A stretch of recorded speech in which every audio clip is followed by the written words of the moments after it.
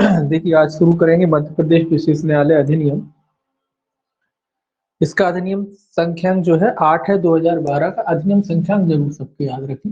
अधिनियम संख्यांक 8 2012 2012 का है, ये याद रखें। एक्ट 2011 का है और अधिनियम संख्यांक 2012 का है। बस इसीलिए थोड़ा याद रखें इसको। और राष्ट्रपति की स्वीकृति दिनांक है इसकी 7 फरवरी 2012। 7 फरवरी 2012 जो है इसकी स्वीकृति की दिनांक है। छोटा सा एक्ट है। राजपत्र में प्रकाशन की तिथि है 10 फरवरी 2012। यही प्रकाशन की तिथि और यही इसके प्रवर्तन की तिथि। विस्तार जो है इसका संपूर्ण भारत पर, संपूर्ण मध्य प्रदेश पर। मध्य प्रदेश का है इसलिए संपूर्ण मध्य प्रदेश पर, संपूर्ण मध्य प्रदेश पर जो है इसका विस्तार है। इसके बाद इसकी जो है कुछ परिभाषाएं दी रखी हैं। 2A में जो है आपकी अधिनियम की परिभाषा दी है। अधिनियम, अधिनियम का क्या अर्थ है? अधिनियम का अर्थ है यहाँ भ्रष्टाचार निवारण अधिनियम 1988। ये याद रखना है आपको, इंपॉर्टेंट है। भ्रष्टाचार निवारण अधिनियम 1988। नॉर्मली अपन देखते हैं तो अधिनियम का अर्थ CRPC होता है, लेकिन इस एक्ट के अकॉर्डिंग जो है अधिनियम का अर्थ है भ्रष्टाचार निवारण अधिनियम 1988, है ना। इसीलिए थोड़ा सा इसको याद रखना है। 2B में जो है आपका प्राधिकृत अधिकारी की परिभाषा दे रखी है। प्राधिकृत अधिकारी, प्राधिकृत अधिकारी का जो है आप उच्च न्यायिक सेवा का कोई सेवारत अधिकारी जो सेशन न्यायाधीश या अपर सेशन न्यायाधीश हो या रह चुका हो, धारा 14 के प्रयोजन के लिए उच्च न्यायिक सेवा का कोई अधिकारी, ये याद रखें। उच्च न्यायिक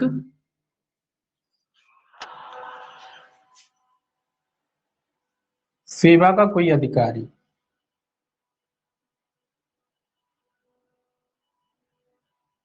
प्राधिकृत अधिकारी का अर्थ है उच्च न्यायिक सेवा का कोई अधिकारी। जो कौन रह सका उच्च न्यायिक सेवा में, कौन कौन आता है आप जानते हैं। सेशन न्यायाधीश,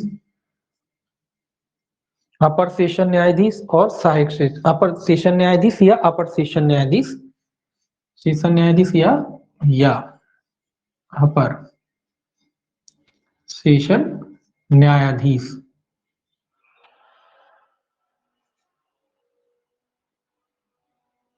हो या रह चुका हो।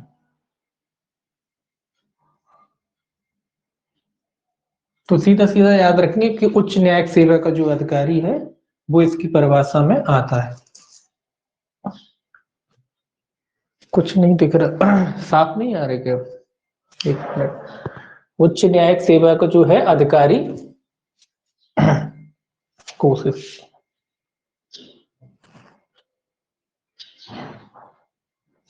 देखिए उच्च न्यायिक सेवा का अधिकारी प्राधिकृत अधिकारी में आता है। उच्च न्यायिक सेवा का अधिकारी या सेशन, जो सेशन न्यायाधीश या अपर सेशन न्यायाधीश हो या रह चुका हो धारा 14 के प्रयोजन के लिए, ठीक है। अब देखिए 2C में जो है संहिता की परिभाषा दी है। संहिता, संहिता का अर्थ है यहाँ सीधा सीधा दंड प्रक्रिया संहिता 1973। दंड प्रक्रिया संहिता 1973, संहिता का अर्थ है दंड प्रक्रिया संहिता 1973। इसके बाद है आपकी जो है परिभाषा 2D। डी में जो है घोषणा की परिभाषा दी है। घोषणा का क्या अर्थ है? घोषणा का अर्थ है धारा 5 के अधीन किसी अपराध के संबंध में की गई घोषणा। धारा 5 के अधीन किसी अपराध के संबंध में की गई घोषणा।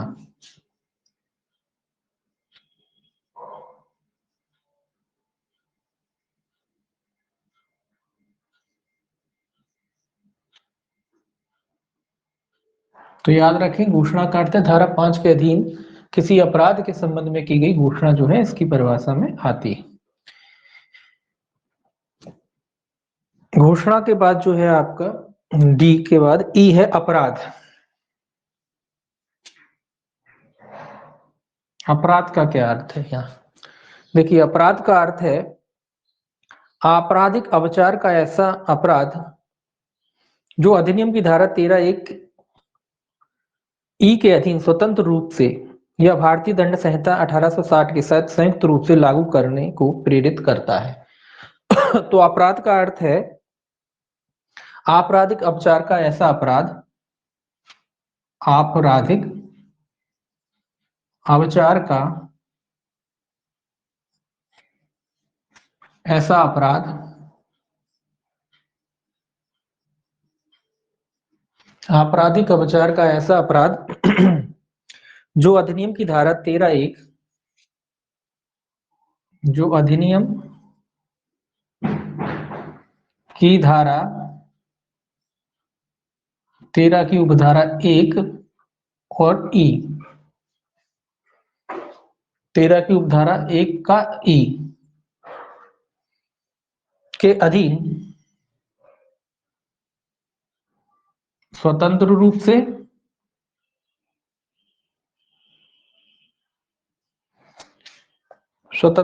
से या भारतीय दंड संहिता यानी आईपीसी भारतीय दंड संहिता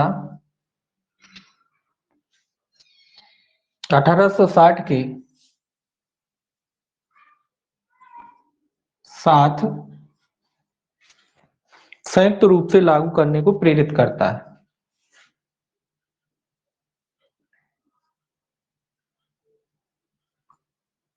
लागू करने को क्या करता है? प्रेरित करता है।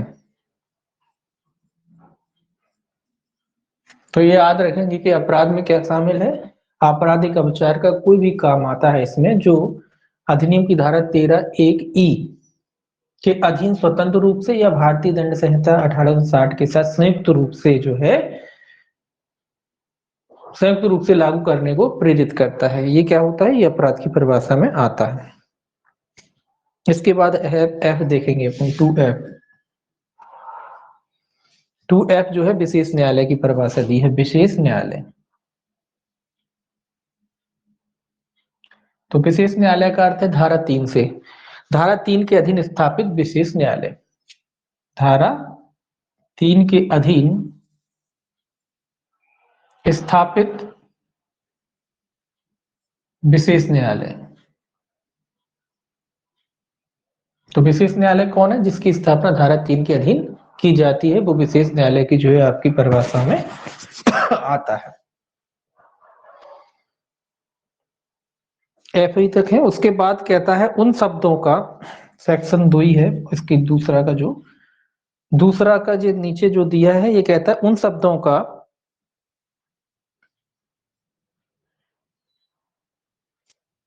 जो परिभाषित नहीं है उनका अर्थ भारतीय दंड संहिता एवं अधिनियम के अनुसार लगाया जाएगा। ऐसे शब्द जो इस अधिनियम में आए हैं, अगर वो शब्द परिभाषित नहीं है तो उनका अर्थ किस संहिता के अनुसार लगाया जाएगा? संहिता के अनुसार। संहिता यानी दंड प्रक्रिया संहिता के अनुसार, दंड प्रक्रिया संहिता और अधिनियम, अधिनियम के अनुसार। अधिनियम मतलब यही आपका मध्य प्रदेश विशेष न्यायालय अधिनियम, इसके अनुसार जो है उसका अर्थ लगाया जाएगा। ऐसे शब्द जो इसमें प्रयोग तो हुए हैं लेकिन परिभाषित नहीं है, उनका अर्थ क्या लगाया जाएगा? उनका अर्थ दंड प्रक्रिया सीआरपीसी के अनुसार और आपका मध्य प्रदेश विशेष न्यायालय अधिनियम इसके अनुसार जो है उसका अर्थ लगाया जाएगा। इसके बाद देखिए सेक्शन 3 जो है आता है, वो कहता है विशेष न्यायालय की स्थापना। सेक्शन 3 जो है, सेक्शन 3 विशेष न्यायालय की स्थापना, न्यायालय की स्थापना से संबंधित है। सेक्शन 3 का से संबंधित है? विशेष न्यायालय की स्थापना से संबंधित है।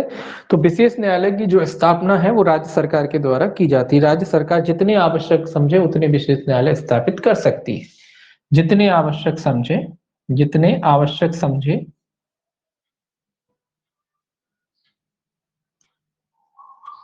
विशेष न्यायालय स्थापित कर सकती है राज्य सरकार। और जोड़ दीजिए, राज्य सरकार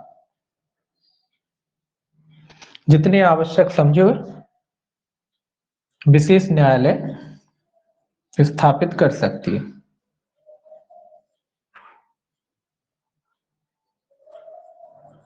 कॉमन सी बात है, स्टेट का एक्ट है तो विशेष जो राज्य सरकार है वही करेगी विशेष न्यायालय की स्थापना। तो जितने आवश्यक होते हैं उतने विशेष न्यायालय की स्थापना जो है राज्य सरकार कर सकती है। अब बात आती है कि जो विशेष न्यायालय होता है उसकी अध्यक्षता कौन करता है। तो विशेष न्यायालय की अध्यक्षता जो है उच्च न्यायालय की सहमति से राज्य सरकार द्वारा नाम निर्दिष्ट न्यायाधीश द्वारा की जाती है। अध्यक्षता जो इसकी कौन करता है, विशेष न्यायालय की अध्यक्षता जो है उच्च न्यायालय की सहमति से, हाई कोर्ट की, उच्च न्यायालय की सहमति से राज्य सरकार द्वारा नाम निर्दिष्ट, राज्य सरकार द्वारा नाम निर्दिष्ट न्यायाधीश करता है।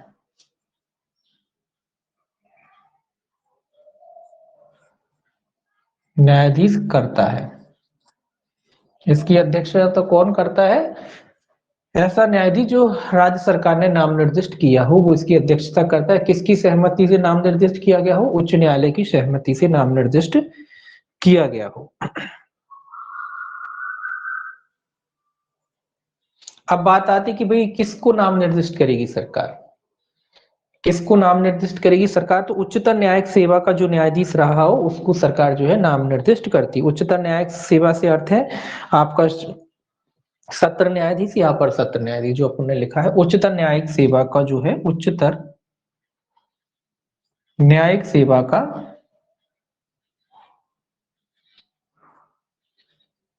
न्यायाधीश,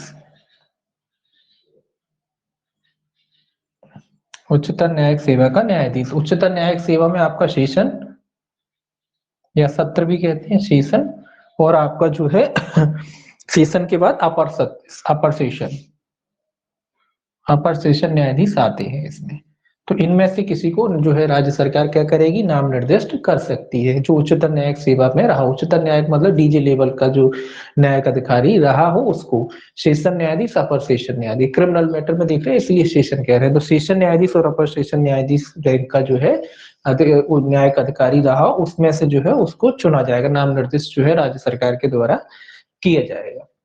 इसके बाद जो है चौथा जो सेक्शन है वो कहता है विशेष न्यायालय द्वारा मामलों का संज्ञान।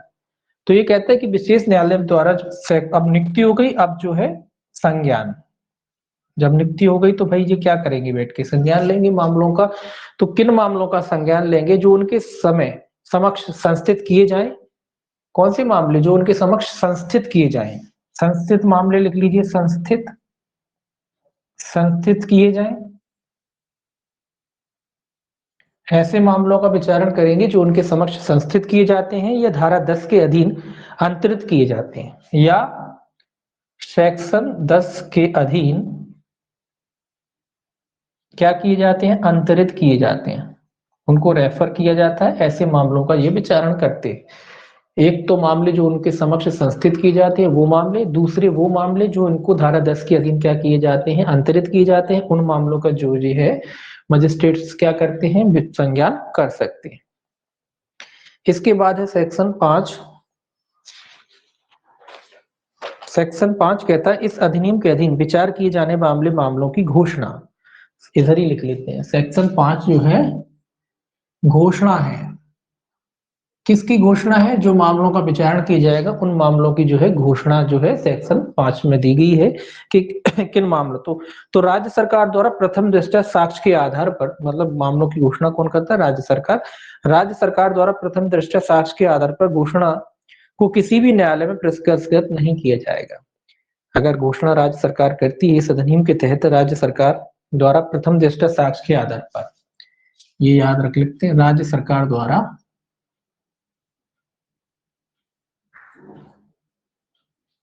प्रथम दृष्टया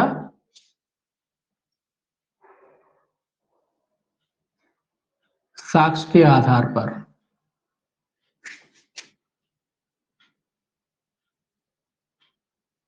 ये याद रखेंगे कि इस अधिनियम के तहत जो भी घोषणा है वो किसके द्वारा की जाती है, राज्य सरकार के द्वारा। घोषणा को किसी भी न्यायालय में पुरस्कृत नहीं किया जाएगा, ये याद रखें, घोषणा को किसी भी न्यायालय में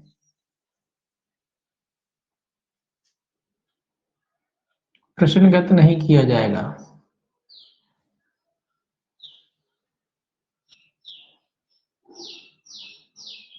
ये याद रखना है आपको कि इस अधिनियम के तहत जो भी घोषणा की जाती है उसको किसी भी जो है न्यायालय में प्रश्नगत नहीं किया जाएगा। घोषणा अधिनियम, अधिनियम मतलब भ्रष्टाचार निवारण अधिनियम की धारा 2C लोक सेवक के विरुद्ध की जा सकती है। घोषणा जो याद रखें, घोषणा अधिनियम, अधिनियम यानी भ्रष्टाचार निवारण अधिनियम, अधिनियम की धारा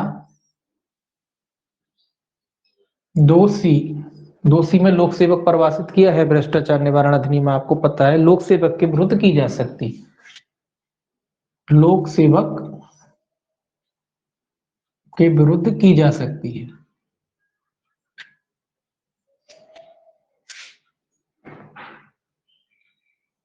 ये याद रखना है आपको कि घोषणा जो है किसके विरुद्ध की जाती है, घोषणा जो है आपकी लोक सेवक के विरुद्ध की जा सकती है।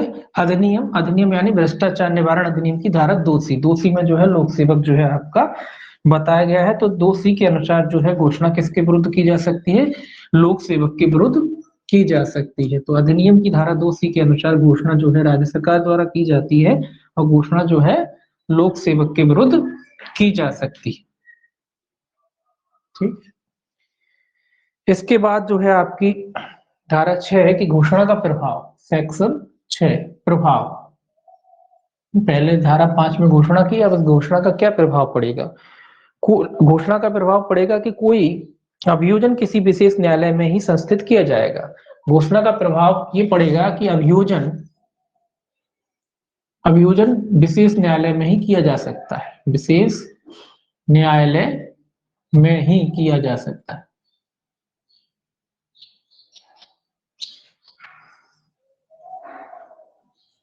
घोषणा का ये प्रभाव पड़ेगा कि जो अभियोजन है वो विशेष न्यायालय में ही किया जा सकता है। जो भी लंबित समस्त कार्रवाइयां हैं वो कहां चली जाती हैं, वो विशेष न्यायालय में ट्रांसफर हो जाती है। लंबित समस्त कार्रवाइयां, लंबित समस्त कार्रवाई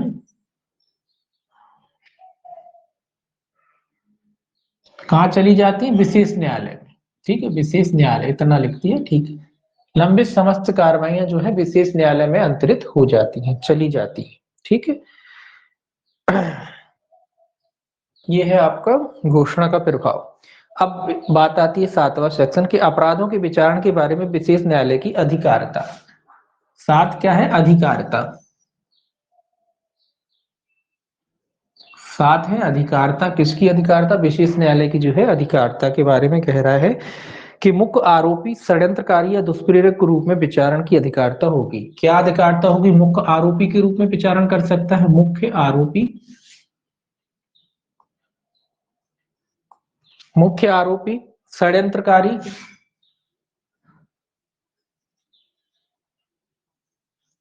मुख्य आरोपी षड्यंत्रकारी या दुष्प्रेरक,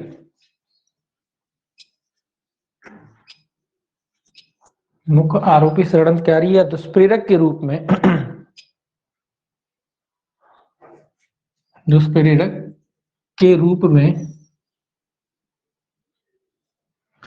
विचारण की अधिकारिता होगी।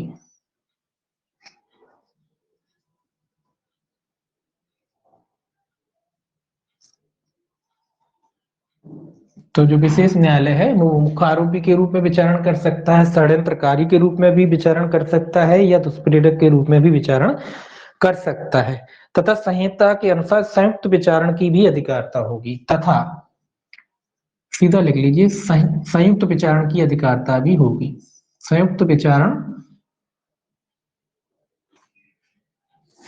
की अधिकारिता भी होगी।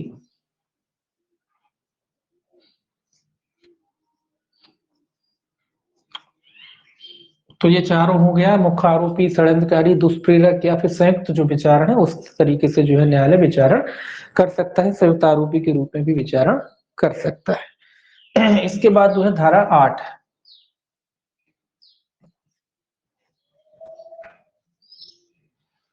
धारा 8 कहता है विशेष न्यायालयों की प्रक्रिया और शक्तियां, तो इसमें प्रक्रिया और शक्तियां दी गई धारा 8 में, प्रक्रिया और आपकी शक्तियां।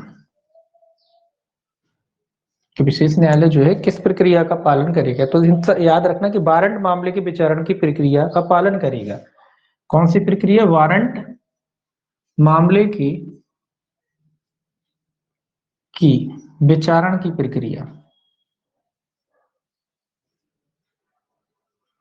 तो विशेष न्यायालय कौन सी प्रक्रिया का पालन करेगा? वारंट मामले के विचारण की प्रक्रिया का जो है पालन करेगा।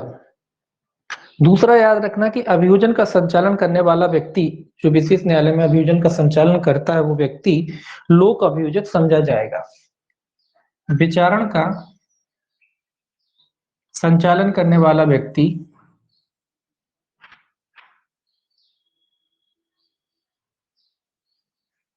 क्या समझा जाएगा? लोक अभियोजक समझा जाएगा।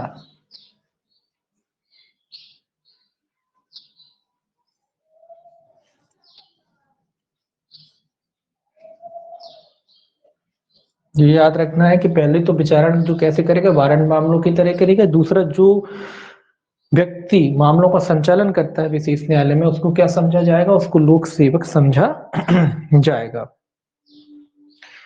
तीसरा याद रखना है कि विधि द्वारा प्राधिकृत कोई भी दंडादेश दे सकता है। विधि द्वारा प्राधिकृत कोई भी दंडादेश दे सकता है। विशेष न्यायालय जो है विधि द्वारा प्राधिकृत कोई भी दंडादेश दे सकता है, कोई भी दंडादेश दे सकता है। विधि द्वारा जो भी दंडादेश देने की शक्ति मजिस्ट्रेट साहब को दी गई है, वो कोई सा भी दंडादेश, न्यायाधीश साहब को वो भी कोई भी दंडादेश दे सकते हैं। इसके बाद आपको याद रखना है सेक्शन 9। सेक्शन 9 कहता है विशेष न्यायालयों के आदेशों के विरुद्ध अपील। तो सेक्शन 9 में क्या है? अपील। सेक्शन 9 कैसे संबंधित है? अपील से संबंधित है। ये याद रखना है इसमें कि तथ्य एवं विधि के प्रश्न पर उच्च न्यायालय में अपील की जा सकती है। तथ्य और विधि के प्रश्न पर, ये भी याद रखना है, तथ्य एवं विधि दोनों के प्रश्नों पर अपील हो सकती है। विधि के प्रश्नों पर कहां पर? हाई कोर्ट में। हाई कोर्ट में अपील की जा सकती है।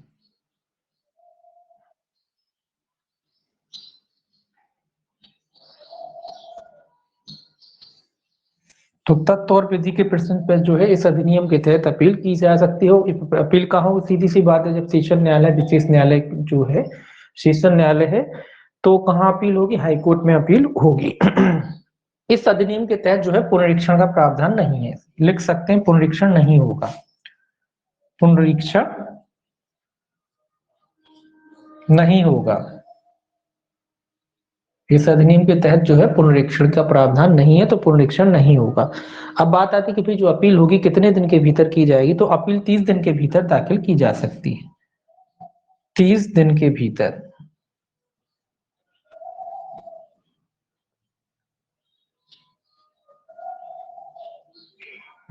अपील जो है दाखिल की जा सकती है।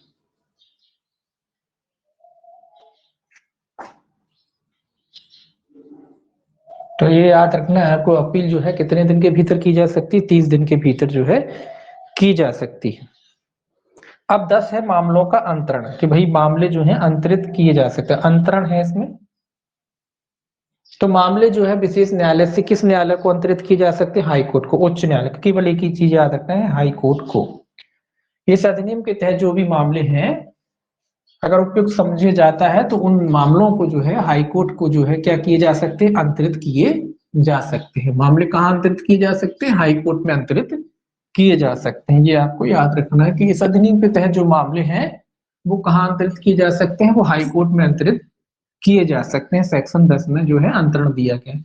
बस इतना ही याद रखना है, इससे ज्यादा याद नहीं रखना है। दोनों को जो है हेलो की धारा जो है आपके 10 के तहत अंतरण किया जा सकता है हाई कोर्ट में। हेलो,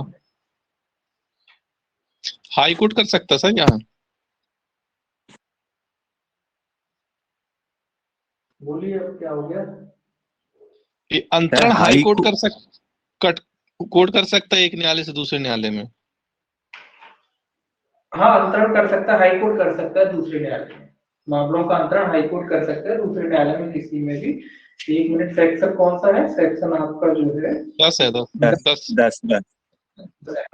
इस अधिनियम के अन्य उपबंधों के होते हुए भी उच्च न्यायालय मामलों को एक विशेष न्यायालय से दूसरे विशेष न्यायालय में अंतरित कर सकता है। ठीक है, विशेष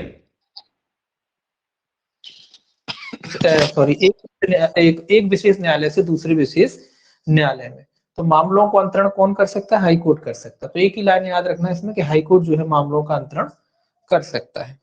एक हाई कोर्ट याद रखें बस। तो हाई कोर्ट मामलों का अंतरण कर सकता है। एक स्पेशल कोर्ट से दूसरे स्पेशल कोर्ट में जो है अगर कोई प्रॉब्लम है, आवश्यकता पड़ती है, तो हाई कोर्ट के द्वारा जो है मामलों का अंतरण किया जा सकता है। ठीक है, इसके बाद जो है आपका सेक्शन जो है 11, सेक्शन जो है आपका 11, सेक्शन 11 कहता है किसी विचारण को संस्थित करने के लिए विशेष न्यायालय का आबद्ध नहीं होना। ये कहता है किसी विचारण को स्थगित करने के लिए, विचारण को स्थगित करने के लिए, स्थगित मतलब रोकने के लिए,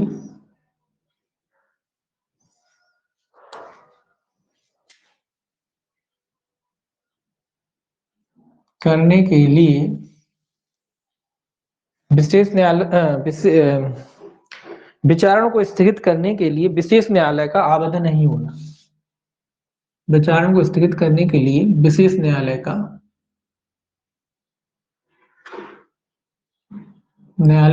आबद्ध न होना।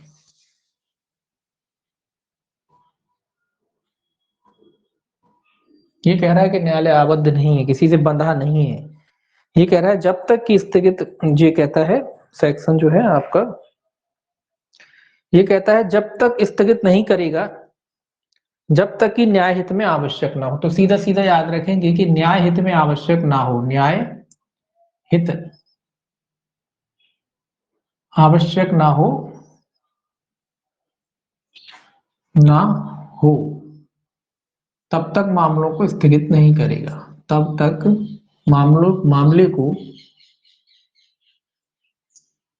स्थगित नहीं करेगा।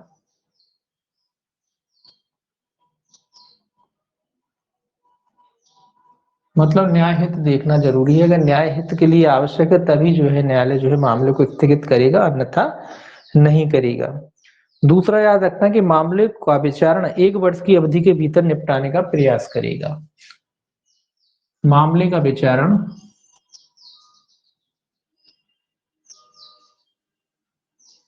1 वर्ष के भीतर निपटाने का प्रयास करेगा।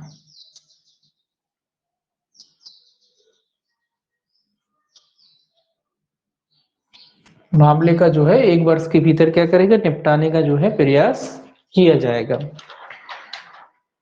इसके अलावा जो है सेक्शन 12 देखिए, सेक्शन 12 है आपका, सेक्शन 12 में हेडिंग याद रख सकते हैं, केवल अपने पूर्ववर्ती द्वारा अभिलिखित की गई साक्ष्य पर पीठासीन न्यायाधीश द्वारा कार्रवाई किया जाना। अपने पूर्ववर्ती द्वारा अभिलिखित साक्ष्य के आधार पर कार्रवाई किया जाना। साक्ष्य के आधार पर कार्रवाई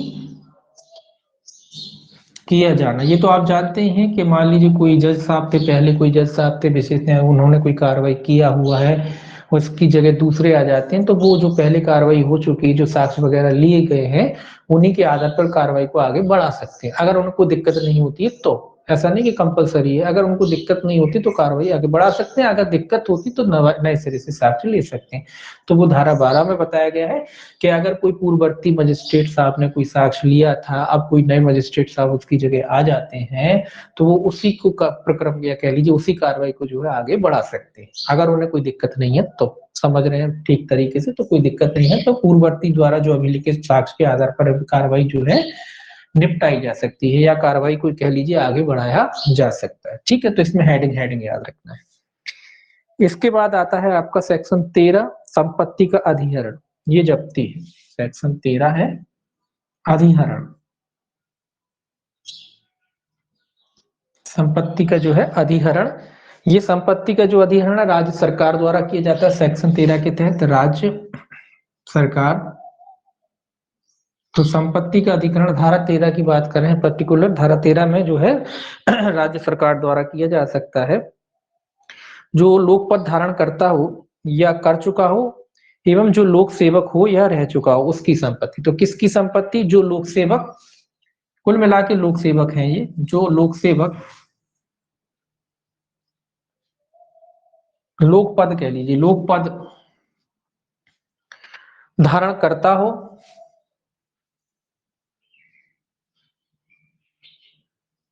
हो ऐसा व्यक्ति की संपत्ति को अभिकृत किया जा सकता है जो लोक पद धारण करता हो या कर चुका हो, या कर चुका हो, दोनों बातें हैं। या तो वर्तमान में लोक पद धारण करता हो कोई, या लोक पद धारण कर चुका हो, एवं जो लोक सेवक हो या रह चुका हो, या फिर लोक सेवक हो या लोक सेवक हो या रह चुका हो, उसकी संपत्ति जो है इस अधिनियम के तहत क्या की जा सकती है? राज्य सरकार द्वारा अधिकृत की जा सकती, जब्त की जा सकती है। ये आपको याद रखना है। तीसरा याद रखना है लोक अभियोजक को प्राधिकृत अधिकारी को आवेदन देने के लिए प्राधिकृत कर सकती है। लोक अभियोजक, अब जब सरकार जो कह रहा है कि संपत्ति जो है अधिकृत करना है, उसके लिए जो सरकार है लोक अभियोजक से कह सकती है, और लोक अभियोजक उस व्यक्ति की संपत्ति को अधिकृत करने के लिए जो भी प्राधिकृत अधिकारी है उसको आवेदन कर सकता है। लोक सेवक, तो राज्य सरकार क्या कर सकती है? लोक अभियोजक को प्राधिकृत अधिकारी मतलब जो भी राज्य सरकार ने इस अधिनियम के तहत नियुक्त कर रखा उस संपत्ति की जब्ती के लिए, उस अधिकारी को आवेदन करने के लिए लोक अभियोजक से कह सकती है। लोक अभियोजक को प्राधिकृत अधिकारी को आवेदन करने के लिए कह सकती है। आवेदन करने के लिए कह सकती है, मतलब आवेदन किसके द्वारा दिया जाएगा? लोक अभियोजक के द्वारा। किसके कहने पे दिया जाएगा? राज्य सरकार के कहने पे दिया जाएगा। अगर राज्य सरकार को ऐसा लगता है कि कोई व्यक्ति है जो लोक पद धारण करता है या लोक सेवक रह चुका है और इसकी संपत्ति को अधिकृत किया जाना चाहिए, तो राज्य सरकार जो है लोक अभियोजक से कहेगी कि इसके खिलाफ जो है प्राधिकृत अधिकारी के समक्ष आवेदन दिया जाए। ठीक है, ये याद रखना है। सेक्शन 14 याद रखना है, अधिहरण के लिए सूचना। सेक्शन 14 में है सूचना। सेक्शन 14 काय से संबंधित है? सूचना से संबंधित है। ये कहता है कि प्राधिकृत अधिकारी द्वारा 30 दिन से कम नहीं होगी सूचना ऐसे व्यक्ति पर कराई जाएगी जिसकी संपत्ति राज्य सरकार द्वारा अधिकृत की जाने। तो याद रखेंगे जो सूचना होगी 30 दिन से कम की नहीं होगी, 30 दिन से कम की नहीं होगी।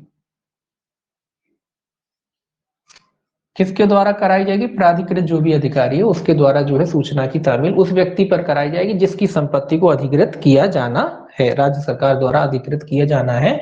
उस व्यक्ति पर जो है 30 दिन से अधिक, मतलब 30 दिन से कम नहीं होगी, मतलब 30 दिन से ज्यादा ही हो सकती, कम नहीं हो सकती। तो 30 दिन से कम नहीं होगी ऐसी जो है सूचना की तामील उस व्यक्ति पर कराई जाएगी जिसकी संपत्ति को अधिकृत किया जाना है। ये है आपका सेक्शन 14। इतना ही याद रखेंगे इसमें, और बस इतना ही है। सेक्शन उसके बाद देखेंगे 15। सेक्शन 15 कहता है कतिपय मामलों में संपत्ति का अधिग्रहण। ये कह रहा है कुछ अन्य मामले भी हैं जहां संपत्ति का अधिग्रहण किया जा सकता है। कतिपय मतलब कुछ अन्य मामले। कतिपय मामलों में संपत्ति का अधिग्रहण, कुछ अन्य मामले भी हैं जहां संपत्ति का अधिग्रहण किया जा सकता है। वो कौन से मामले हैं? धारा 15 कहता है कि प्राधिकृत अधिकारी द्वारा ऐसा निष्कर्ष लिखकर कि ऐसी संपत्ति या धन अपराध के माध्यम से अर्जित की गई है, विलंगमों से मुक्त राज्य सरकार को अधिकृत होने की घोषणा करेगा। ये कह रहा है कि जब प्राधिकृत जो भी अधिकारी है उसको ऐसा लगता है कि जो संपत्ति है प्राधिकृत अधिकारी जो भी प्राधिकृत अधिकारी है, अगर उसको लगता है कि ऐसी संपत्ति किसी अपराध में जो है प्राप्त की गई, अगर उसका निष्कर्ष है, प्राधिकृत अधिकारी का निष्कर्ष ये है कि जो संपत्ति प्राप्त की गई है वो किसी अपराध में जो है बनाई है, मतलब किसी व्यक्ति ने जो भी प्रॉपर्टी अपनी बनाई है वो किसी अपराध करके, जो इस अधिनियम के तहत कोई अपराध है, उस अपराध के अधीन वो संपत्ति जो है उसने अपने पास अर्जित की है या संपत्ति बनाई है, तो वो संपत्ति विलंगमों से मुक्त होकर राज्य सरकार में क्या हो जाएगी, अधिहृत हो जाएगी। विलंगम मतलब जो भी उस पे भार वगैरह होंगे वो सब खत्म हो जाएंगे और वो जो है राज्य सरकार में क्या हो जाएगी, जब्त हो जाएगी। तो एक कंडीशन ये भी है कि जब अब प्राधिकृत अधिकारी को लगता है, प्राधिकृत अधिकारी बस रहने दीजिए, तो प्राधिकृत अगर अधिकारी को लगता है कि वो संपत्ति जो है किसी अपराध में अगर अर्जित की गई है, तो ऐसी संपत्ति को जो है जब्त किया जा सकता है, विलंगमों से मुक्त जो है राज्य सरकार में जब्त किया जा सकता है। परंतु याद रखिए, इसमें परंतु कहता है कि परंतु यदि संपत्ति का बाजार मूल्य प्राधिकृत अधिकारी को जमा कर दिया जाता है तो अधिहरण नहीं किया जाएगा। ये परंतु याद रखें कि अगर जिस व्यक्ति की भी संपत्ति जब्त करनी थी, अगर उसने उस संपत्ति का जो भी एक्चुअल वैल्यू है वर्तमान में बाजार में उसकी, और वो कीमत अगर वो जो है प्राधिकृत अधिकारी को दे देता है, तो फिर प्राधिकृत अधिकारी जो है उस व्यक्ति की संपत्ति को जो है जब्त नहीं करेगा। ठीक है, मान लो किसी अगर कोई को किसी व्यक्ति की मान लो उसको लगता है कि 10 लाख की संपत्ति इसने जो है अवैध रूप से अर्जित की है, उसको लगता है कि जो 10 लाख की संपत्ति है इसने अवैध रूप से अर्जित की है, जो भी मान लो मकान खरीद लिया है, घर खरीद लिया, उसको लगता है कि इसकी वर्तमान में बाजार कीमत जो है 10 लाख, और ये भ्रष्टाचार से कह लीजिए या इस अधिनियम के तहत जो है अपराध किया है उसके अधीन उसने जो है उसको अर्जित किया है, तो उसको लगता है तो ये संपत्ति जब उसको लगता है ये घर जब्त करना चाहता है, जब्त करना चाहिए, और अगर वो व्यक्ति उसकी एक्चुअल कीमत मान लो 10 लाख है वर्तमान में और वो उसके 10 लाख चुका देता है, तो फिर उसको उस घर को जब्त नहीं किया जाएगा। ये परंतु कहता है बाजार कीमत पे जो वर्तमान में चल रही है। अब बात आती है कि जो अधिहरण की कार्रवाई, ये याद रखना कि अधिहरण की कार्रवाई जो है कितने दिन के भीतर पूरी की जाएगी। अधिहरण की जो कार्रवाई है जो सूचना की तामील से 6 माह के भीतर जो है अधिहरण की कार्रवाई की जाएगी। सूचना की तामील से 6 माह के भीतर, 6 माह के भीतर, ये याद रखना है आपको कि अधिहरण की जो कार्रवाई है सूचना की तामील से 6 माह के भीतर जो है की जाएगी। अब बात आती है क्या जो इस अपील इस जो निर्णय है क्या अंतिम अंतिम नहीं होता, अपील ही अपील हो सकती है इस आदेश की, जो भी व्यक्ति व्यथित होगा दुखी होगा वो अपील कर सकता है, और अपीली न्यायालय का निर्णय रहते हुए ये आदेश क्या होगा, इसका आदेश अंतिम होगा। मतलब जो भी अपील न्यायालय जो है इसका फैसला करेगा उसके आधार पर जो है इस अधिनियम के तहत जो भी संपत्ति अधिग्रहित हुई है या जब्त हुई है उसका आदेश क्या होगा, अंतिम होगा। यानी इस आदेश की क्या हो सकती है, अपील हो सकती है, और फिर बाद में जो भी अपील न्यायालय फैसला लेता है उसके अनुसार जो है इस धारा के तहत जो संपत्ति जब्त की गई है उसका आदेश क्या होगा, अंतिम होगा। सीधा कह सकते हैं कि अपीली न्यायालय के निर्णय के अनुसार जो है आदेश क्या होगा, अंतिम होगा। तो अपील न्यायालय जो भी फैसला ले उसके अनुसार जो है आदेश क्या होगा, अंतिम होगा।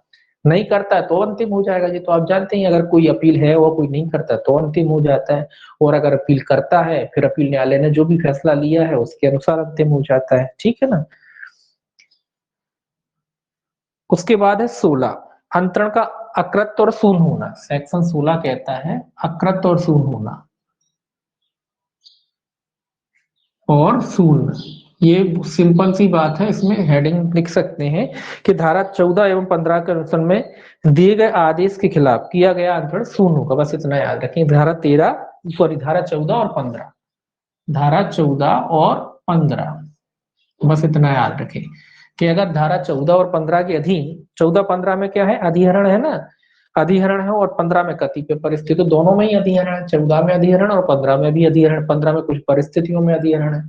तो जब्ती की बात कह रहा है कि जब 14 और 15 के अधीन जब्ती की जानी थी किसी संपत्ति की, और ऐसे में अगर कोई व्यक्ति जानता है कि इस संपत्ति की जो है जब्ती की जानी है, ऐसे में वो अगर उसका विक्रय कर देता है या किसी भी प्रकार से कुल मिला के अंतरण करता है संपत्ति का, तो ऐसा अंतरण वगैरह क्या माना जाएगा, अकृत और शून्य माना जाएगा। ठीक है, ये याद रखेंगे। माना जाएगा कि ऐसा अंतरण हुआ ही नहीं है, और अगर हुआ है तो शून्य है। ठीक है, तो ऐसा माना जाएगा कि ऐसा अंतरण हुआ ही नहीं है, और अगर हुआ है तो माना जाएगा कि वो शून्य है। ठीक है, ये याद रखेंगे आप 16 में। इसके बाद है 17 अपील। 17 में क्या है, अपील। ये क्या कहता है 17, ये कहता है कि 30 दिन के भीतर उच्च न्यायालय में होगी। कितने दिन के भीतर, 30 दिन के भीतर कहाँ होगी अपील? हाई कोर्ट में इसकी जो है अपील होगी, हाई कोर्ट में, HC लिख लीजिए। तो 30 दिन के भीतर इस आदेश की जो है अपील कहाँ की जा सकती है? हाई कोर्ट में की जा सकती है। अब बात आती है कि जो अपील की जाती है और अपील न्यायालय है, इसका निपटारा कितने माह के भीतर करेगा? तो 6 माह के भीतर जो है, यहाँ ही लिख लीजिए, 6 माह के भीतर जो है अपील न्यायालय जो है इस मामले का निपटारा करेगा, या कह लीजिए कोशिश करेगा कि 6 माह के भीतर जो है मामला निपट जाए। अपील का निपटारा 6 माह के भीतर किया जाएगा। तो अपील का निपटारा कितने माह में किया जाएगा? 6 माह के भीतर। इसके बाद है सेक्शन 18 कब्जा। सेक्शन 18 में क्या है? कब्जा, जो संपत्ति है उसका कब्जा। ये कहता है कि जब संपत्ति राज्य सरकार में जब्त हो जाती है तो उसका कब्जा कौन लेगा? तो उसका कब्जा जो है प्राधिकृत अधिकारी द्वारा कब्जा लिया जाएगा। जब संपत्ति राज्य में चली जाती है, राज्य में जब कोई संपत्ति राज्य में चली जाती है यानी अधिहरत हो जाती है, तो 30 दिन के भीतर, कितने दिन के भीतर? ये याद रखना, 30 दिनों के भीतर प्राधिकृत अधिकारी जो है, प्राधिकृत अधिकारी उस संपत्ति का क्या लेगा? कब्जा लेगा, अपने कस्टडी में ले लेगा एक तरीके से। कौन लेगा? प्राधिकृत अधिकारी। कितने दिन के भीतर? 30 दिन के भीतर। कब से? जब से वो संपत्ति राज्य सरकार में अधिहरत हो जाती है, तब से वो जो है उस संपत्ति का कब्जा जो है 30 दिन के भीतर जो है अपने कब्जे में ले लेगा। सेक्शन 19 याद रखेंगे, इसमें सेक्शन 19 आगे है आपका, अधिहृत धन या संपत्ति की वापसी। ये वापसी जो संपत्ति जब्त वगैरह हो गई थी उसकी वापसी। अब वापसी कब होती है? ये तो आप जानते हैं कि जब मामला अपील में गया है, या उच्च अपील में अगर मामला जाता है और अपील न्यायालय ने जो है जब्ती का आदेश जो हुआ था उसको बदल दिया, उपांतरित कर दिया, या कोई परिवर्तन वगैरह कर दिया, तो ऐसे में विशेष न्यायालय या फिर विशेष न्यायालय था उसने दोष मुक्त कर दिया उस व्यक्ति को, है ना। तो ये उस समय की बात कह रहा है कि अगर अपील में गया मामला और अपील में मामला उलट जाता है, या विशेष न्यायालय द्वारा जो है दोष मुक्ति का अगर आदेश दे दिया जाता है, तो जो संपत्ति जब्त कर ली गई थी उसको जो है लौटा दिया जाएगा, उस व्यक्ति को जो है संपत्ति लौटा दी जाएगी। लेकिन ऐसे नहीं लौटा दी जाएगी कि पहले जब्त कर लिए अब लौटा दी, तो 5% ब्याज सहित प्रभावित व्यक्ति को देके लौटा दी जाएगी, ये याद रखना है। 5% ब्याज सहित, ब्याज सहित किसको? प्रभावित, जो भी प्रभावित हो, प्रभावित व्यक्ति को लौटा दी जाएगी। प्रभावित, प्रवाहित, प्रभावित व्यक्ति को लौटा दी जाएगी।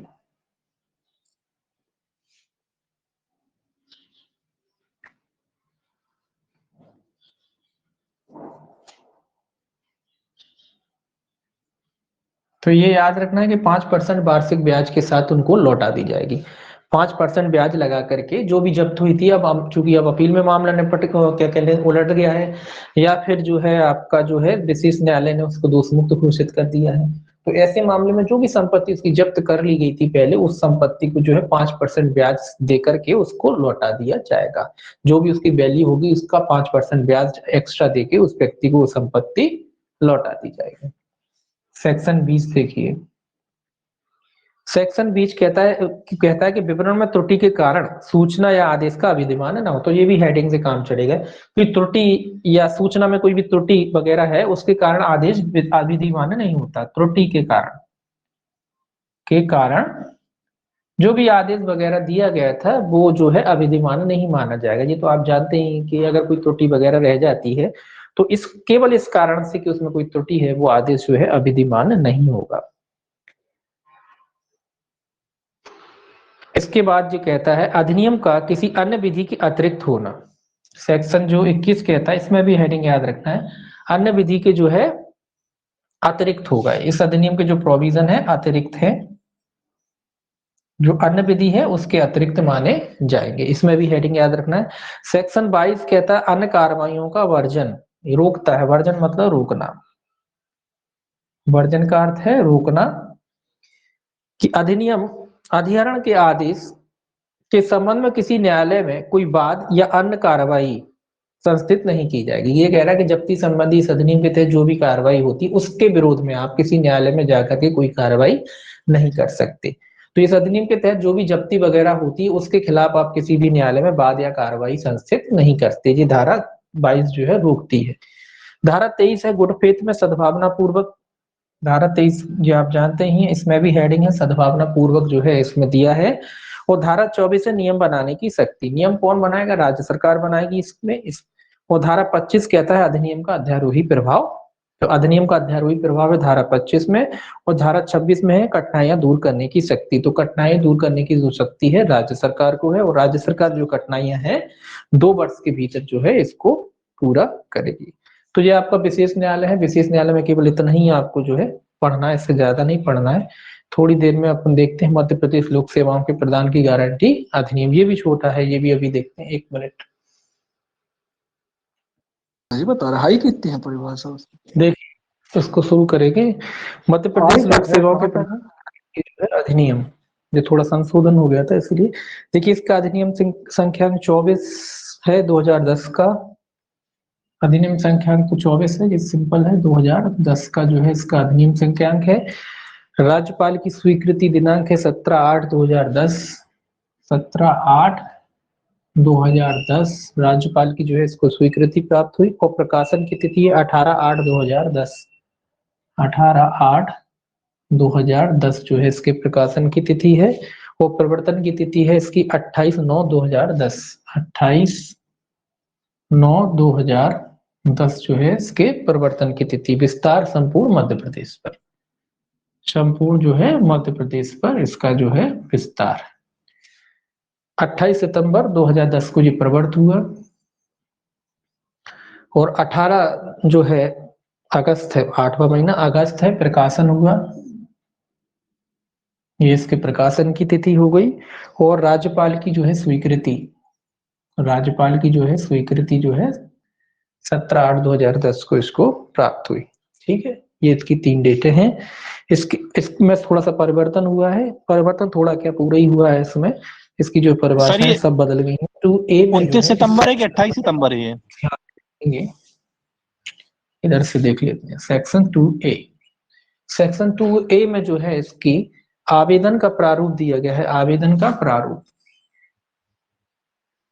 आवेदन का प्रारूप, प्रारूप लिखा रहता है, वैसे प्रारूप ही सही शब्द होता है, अपन लोग प्रारूप कहते हैं। तो आवेदन का प्रारूप या प्रारूप, कि आवेदन का प्रारूप कितने में दिया है, 2A में दिया गया है। तो इसका अर्थ है कि कोई आवेदन जो आवेदक द्वारा पदाभिहित पोर्टल पर भरा जाएगा, इसका अर्थ क्या है, कोई आवेदन, कोई आवेदन जो आवेदक द्वारा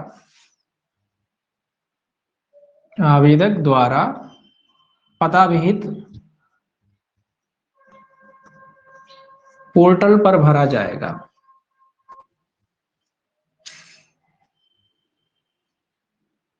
कुल मिला के ऑनलाइन हो गया है, तो आवेदन का प्रारूप, आवेदन का अर्थ है जो पोर्टल पर भरा जाएगा, ऑनलाइन तरीके से कुल मिला के जो आवेदन किया जाता है आवेदक द्वारा, वो इसके अंतर्गत आता है। इसीलिए परिवर्तित हो गया है कि जो आवेदन होंगे इस अधिनियम के तहत वो ऑनलाइन होंगे। तो पदाभिहित पोर्टल, जो भी सरकार ने पोर्टल बना रखा है इसका, उस पर जो आवेदन किया जाता है वो इसकी परिभाषा में है, आता है। इसके बाद जो है 2B जो है आपकी जो है मान्य अनुमोदन से संबंधित है। मान्य अनुमोदन का क्या अर्थ है, 2B जो है मान्य अनुमोदन, मान्य अनुमोदन की परिभाषा दी गई है 2B में। तो मान्य अनुमोदन का अर्थ है धारा 5 की उपधारा 3 के अनुसार उत्पन्न अनुमोदन, धारा यहां से लिख लेते हैं, सेक्शन 5 की उपधारा 3 के अनुसार उत्पन्न अनुमोदन,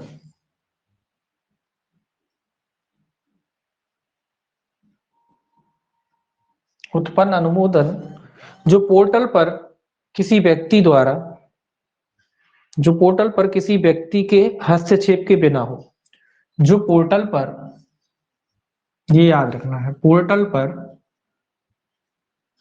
किसी व्यक्ति के हस्तक्षेप के बिना हो, के हस्तक्षेप के बिना बिना हो, ये याद रखना है आपको। मतलब ऑनलाइन हो गया है इसीलिए थोड़ी इसकी परिभाषा बदल है। एक तो आवेदन भी ऑनलाइन हो रहा है, पोर्टल के माध्यम से आवेदन हो रहा है, और मान्य अनुमोदन तब माना जा रहा है जब बगैर किसी व्यक्ति के हस्तक्षेप के धारा 5 की उपधारा 3 के अनुसार ऐसा अनुमोदन जो पोर्टल पर किसी व्यक्ति के हस्तक्षेप के बिना किया जाता है, ऐसा जो है अनुमोदन मान्य अनुमोदन जो है कहला रहा है। इसके बाद जो है 2B हो गया। 2C पदाभिहित इकाई, पदाभिहित इकाई या पदाभिहित सॉरी पदाभिहित इकाई, एक मिनट हाँ पदाभिहित इकाई 2C में, 2C में है पदाभिहित इकाई।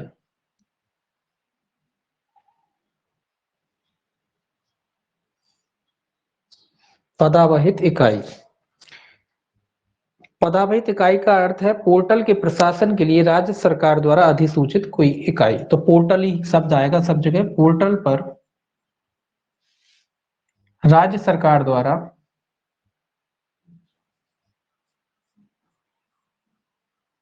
पोर्टल पर राज्य सरकार द्वारा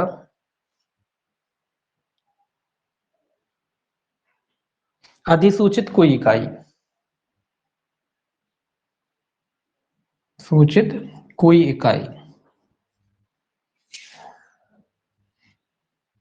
अब परिभाषा इसकी इसलिए चेंज हुई है कि आप देख रहे हैं ना, सब ऑनलाइन कर दिया उन्होंने, लिखित विखित खत खत्म, ऑनलाइन आवेदन करिए, ऑनलाइन ही आप आवेदन करेंगे, सारी प्रक्रिया अब ऑनलाइन होगी। ऑनलाइन आवेदन करो, ऑनलाइन ही जो शिकायत विकायत जो भी करना है आपको ऑनलाइन करिए। तो ऑनलाइन के चक्कर में जो परिभाषाएं जो है इसकी चेंज हो गई। तो ये कह रहा है कि पदाभिहित इकाई का अर्थ क्या है, पोर्टल पर राज्य सरकार द्वारा अधिसूचित कोई इकाई, जो राज्य सरकार ने पोर्टल पर ही सरकार सूचनाएं देगी आपको, आप भी सरकार से जो भी जानकारी है पोर्टल के माध्यम से ही करेंगे, आप आवेदन भी पोर्टल के माध्यम से करेंगे, इसीलिए ठीक है। इसके बाद जो है इकाई के बाद जो है अधिकारी, पदाभिहित अधिकारी 2D पदाभिहित अधिकारी। कि भाई पदाभिहित अधिकारी का क्या अर्थ है, तो पदाभिहित अधिकारी का अर्थ है धारा 3 के अधीन सेवा प्रदान करने के लिए अधिसूचित अधिकारी। ये याद रखना, सेक्शन 3 के अधीन सेवा प्रदान करने के लिए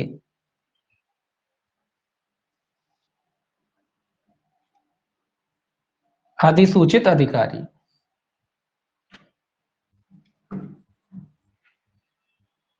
ये याद रखेंगे कि धारा 3 के अधीन जो है सेवा प्रदान करने के लिए जो है अधिसूचित जो है अधिकारी, इसकी परिभाषा में जो है आता है। धारा जो है वो किसके अधीन, एक मिनट,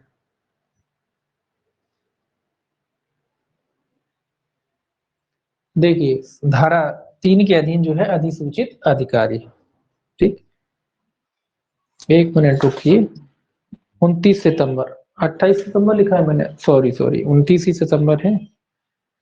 29 सितंबर जो है, ये 29 सितंबर है यार, थोड़ा गड़बड़ हो गया। जो 29 सितंबर है इसके परिवर्तन की डेट, सर 28 इसकी दोनों सितंबर नहीं है, परिभाषा 29 पढ़नी है क्या? सितंबर है परिवर्तन की तिथि। 28 हेलो, सितंबर नहीं है, 29 सितंबर कर लीजिएगा उसे। 29 सितंबर इसके परिवर्तन की तिथि है। ठीक, अब देखिए ये क्या कहता है, पदाभिहित अधिकारी का अर्थ है धारा 3 के अधीन सेवा प्रदान करने के लिए अधिसूचित कोई अधिकारी। पदाभिहित अधिकार, तो डेट है तो आप मैच कर लिए करीजिए, थोड़ा हो जाता है कभी कभी गलत। तो ये 29 जो है इसकी डेट है, परिवर्तन की तिथि जो 29 सितंबर है, तो 29 सितंबर 2010 जो है परिवर्तन की तिथि है। अब ये क्या कह रहा है, पदाभिहित अधिकारी, तो पदाभिहित अधिकारी का क्या अर्थ है, पदाभिहित अधिकारी का अर्थ है धारा 3 के अधीन सेवा प्रदान करने के लिए अधिसूचित कोई अधिकारी। पदाभिहित अधिकारी का क्या अर्थ है, धारा 3 के अधीन सेवा प्रदान करने के लिए पदाभिहित कोई अधिकारी। उसके बाद ई है पदाभिहित पोर्टल, ये इंपॉर्टेंट है, पदाभिहित पोर्टल। ये थोड़ा याद रखना आपके, पदाभिहित जो है पोर्टल को कहाँ परिभाषा, क्योंकि अब चूंकि ऑनलाइन हो गया तो ये परिभाषा जो है महत्वपूर्ण हो जाती है कि पदाभिहित पोर्टल कहाँ दिया परिभाषित किया गया है। ई में परिभाषित किया गया है। पदाभिहित पोर्टल का अर्थ है पदाभिहित इकाई द्वारा सेवा प्रदान करने के उद्देश्य से अनुरक्षित कोई इलेक्ट्रॉनिक पद्धति। पदाभिहित इकाई द्वारा, इसको याद रखेंगे, पदाभिहित इकाई द्वारा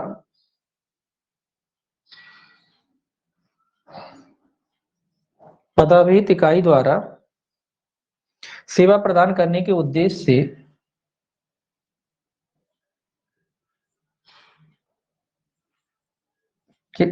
से सेवा प्रदान करने के उद्देश्य से ये लिख रहे हैं ना, हाँ, सेवा करने के उद्देश्य से अनुरक्षित कोई इलेक्ट्रॉनिक पद्धति, अनुरक्षित कोई इलेक्ट्रॉनिक पद्धति, ये याद रखना है। कोई पदाभित इकाई द्वारा सेवा प्रदान करने के लिए अनुरक्षित कोई जो है पद्धति जो है इसकी परिभाषा में जो है आती है, इलेक्ट्रॉनिक परिभाषा में आती है। देखिए परिभाषा तो नई पढ़नी पड़ेगी, पुरानी तो पढ़नी नहीं पड़ेगी। अब जब संशोधन हो गया है तो परिभाषाएं जो है आपको नई पढ़नी पड़ेंगी, है ना। संशोधन हो भी चुका है, लागू भी हो चुका है, तो फिर पुरानी का तो कोई महत्व नहीं। आबकारी में क्या हो रहा है? आबकारी में सर, आबकारी में ठीक है, तो परिभाषाएं जो है आप ठीक। अब आता है 2F, यहाँ लिख लेते हैं सेक्शन 2F। 2F में जो है आपका पात्र व्यक्ति के बारे में दिया है। पात्र व्यक्ति की जो परिभाषा है जो आपकी 2F में दे रखी है। पात्र व्यक्ति का अर्थ क्या है? अधिसूचित सेवाएं प्राप्त करने के लिए पात्र व्यक्ति, अधिसूचित सेवाएं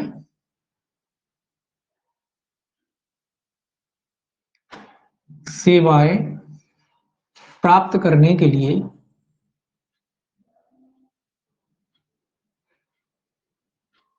अधिसूचित व्यक्ति।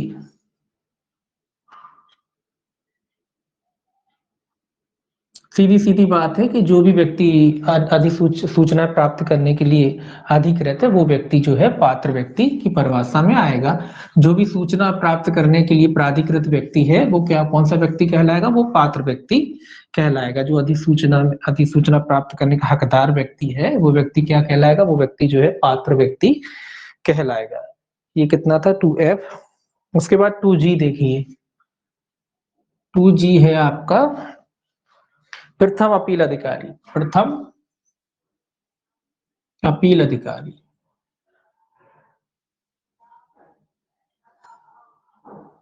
तो प्रथम अपील अधिकारी जो है आपका 2G में दे रखा है। प्रथम अपील अधिकारी का अर्थ सेक्शन 3 ही है यहाँ।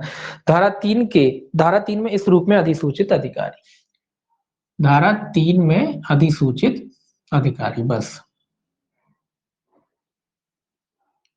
अधिसूचित अधिकारी मतलब इस रूप में अधिसूचित। किस रूप में? अपील अधिकारी के रूप में अधिसूचित अधिकारी। तो सीधा लिख दिया मैंने धारा 3 में अधिसूचित अधिकारी, या धारा 3 में इस रूप में अधिसूचित, यानी अपील अधिकारी के रूप में अधिसूचित अधिकारी, धारा 3 के अधीन।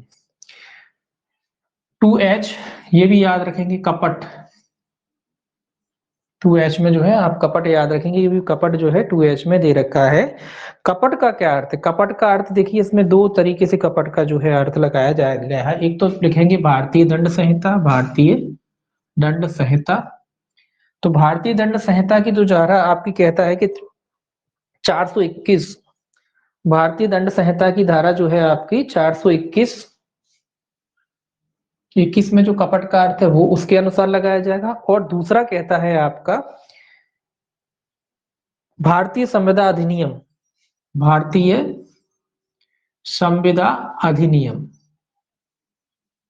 की, संविदा अधिनियम सीधा सीधा लिख देते हैं कि धारा जो है यहां भी 17 के अनुसार अर्थ लगाया जाएगा। यानी आईपीसी की धारा जो है आपकी 421 में जो अर्थ दिया है कपट का वो, और भारतीय साक्ष्य अधिनियम, भारतीय जो संविदा अधिनियम में की धारा जो 17 है, भारतीय संविदा अधिनियम की धारा 17 में जो कपट का अर्थ दिया गया है उसके अनुसार ही यहाँ कपट का अर्थ लगाया जाएगा। तो कॉन्ट्रैक्ट लॉ और आपका आईपीसी लॉ के अनुसार जो है कपट का अर्थ लगाया जाएगा, या सीधा आईपीसी और कॉन्ट्रैक्ट के अनुसार जो है इसका कपट का अर्थ लगाया जाएगा। जो आईपीसी में परिभाषा दी है वो, और जो कॉन्ट्रैक्ट में परिभाषा दीजिए वो, उसके अनुसार कपट का अर्थ लगाया जाएगा। 2I में जो है विहित दे रखा है। विहित की आप जानते हैं इस अधिनियम, विहित I में विहित है। विहित का अर्थ है नियमों द्वारा विहित, ठीक है। उसके अलावा आपका 2J है, 2J में जो है आपकी दे रखा है सेवा का अधिकार, सेवा का अधिकार। 2J में काय की परिभाषा दे रखी है, सेवा के अधिकार की। तो सेवा के अधिकार का क्या अर्थ है, धारा 4 के अधीन नियत समय के भीतर प्राप्त करने का अधिकार। तो यहाँ धारा 4 आ जाएगी, धारा 4 के अधीन नियत समय के भीतर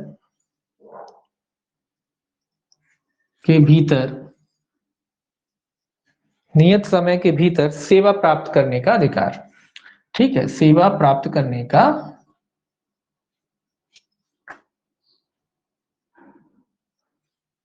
अधिकार। तो धारा 4 के अधीन नियत समय के भीतर जो है सेवा प्राप्त करने का अधिकार जो है सेवा के अधिकार में आता है। इसके बाद 2K है सेकंड अपील अधिकारी, यानी द्वितीय अपील अधिकारी। 2K में है आपका द्वितीय अपील अधिकारी, द्वितीय अपील अधिकारी। द्वितीय अपील अधिकारी का क्या अर्थ है, ये भी धारा 3 सेम है। धारा 3 के अधीन उस रूप में अधिसूचित अधिकारी, तो दोनों में यहां भी 3 था और यहां भी 3 है, तो दोनों में सिंपल ही है, धारा 3 के अधीन उस रूप में अधिसूचित अधिकारी, चाहे फर्स्ट अपील अधिकारी की बात कर लो या सेकंड अपील अधिकारी, दोनों को धारा 3 में बताया गया है। तो धारा 3 के अधीन अधिसूचित जो अधिकारी है वो इसमें आता है, सेकंड अपील अधिकारी में। इसके बाद के बाद 2L है, 2L में जो है आपका दे रखा है सेवा। सेवा का क्या अर्थ है, सेवा का अर्थ है धारा 3 के अधीन अधिसूचित कोई सेवा, ये याद रखेंगे, धारा 3 के अधीन, यहां भी धारा 3 आएगा, धारा 3 के अधीन अधिसूचित कोई सेवा, अधिसूचित कोई सेवा, ये भी याद रखना है आपको, धारा 3 के अधीन अधिसूचित कोई सेवा जो है इसके अंतर्गत आती है। 2M में जो है सरकार की परिभाषा दी गई है, राज्य सरकार की परिभाषा। राज्य सरकार का क्या अर्थ है, मध्य प्रदेश सरकार, राज्य सरकार। तो राज्य सरकार का क्या अर्थ है, चूंकि मध्य प्रदेश का एक्ट है तो मध्य प्रदेश अर्थ होगा मध्य प्रदेश सरकार। तो राज्य सरकार का अर्थ है मध्य प्रदेश सरकार। 2N में है नियत समय सीमा, 2N में जो है नियत समय सीमा की परिभाषा दी है, नियत समय सीमा। तो नियत समय सीमा का अर्थ क्या है कि धारा 3 के अधीन पदाभिहित अधिकारी द्वारा या प्रथम अपील अधिकारी द्वारा सेवा प्रदान की जाने या अपील का विनिश्चय किया जाना। तो नियत समय सीमा का अर्थ है धारा 3 के अधीन पदाभिहित अधिकारी द्वारा, धारा 3 के अधीन पदाभिहित अधिकारी द्वारा